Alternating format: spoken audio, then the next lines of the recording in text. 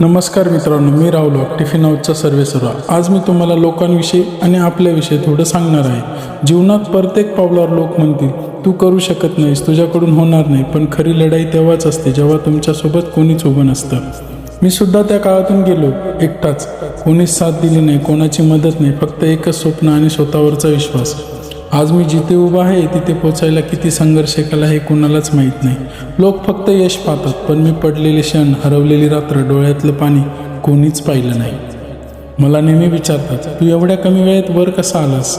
मी फक्त हसतो, कारण अजून खरी गोष्ट कुणाला माहितीच नाही. लवकरच मी ती पण सांगणार आहे. मी शून्यापासून सुरुवात करून आज इथवर कसा आलो. हे फक्त माझं नाही तर प्रत्येक स्वप्न पाहणाऱ्या व्यक्तीचं उत्तर असेल.